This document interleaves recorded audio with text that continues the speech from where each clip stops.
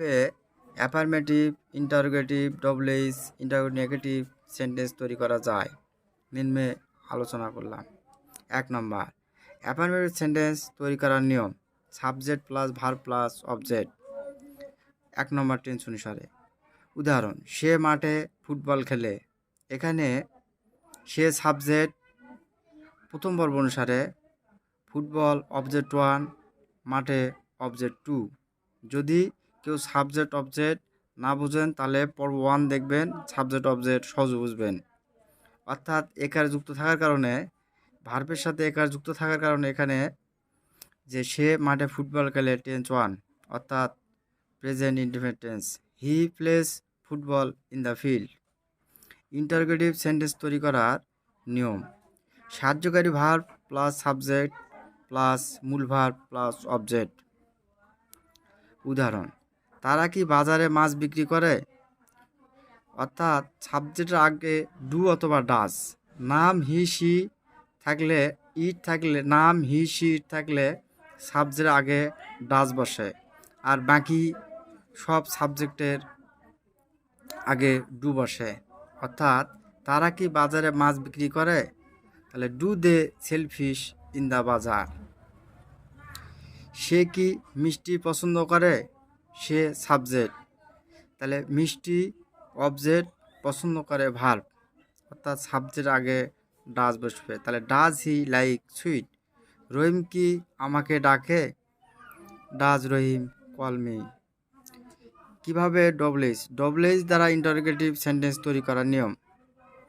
Double H plus সাহায্যকারী verb plus subject plus verb plus object.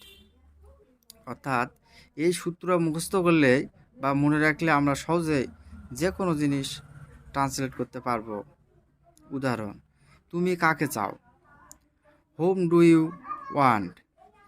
কোন কলমটি তুমি চাও? Which the pen do you want. তুমি কি করো? What do you do. Negative sentence তৈরি করার নিয়ম। সাবজেক্ট প্লাস সাহায্যকারী ভার্ব প্লাস নট প্লাস মূল ভার্ব প্লাস অবজেক্ট। উদাহরণ, রহিম স্কুলে যায় না। 1 নম্বর টেন্স। তাহলে যায়, মূল শব্দ ছিল যায়, অর্থাৎ রহিম স্কুলে যায় না। প্রেজেন্ট ইনডেফিনিট টেন্স, অর্থাৎ Rahim does not go to school. Rahim স্কুলে যায় না।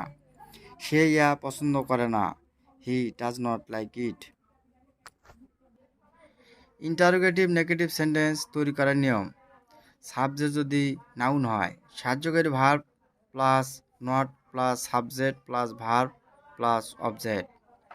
সাবজেক্ট যদি প্রোনাউন হয় তাহলে সাহায্যকারী verb plus subject plus not plus মূল ভার্ব প্লাস অবজেক্ট। উদাহরণ, মানুষ কি সমাজে বাস করে?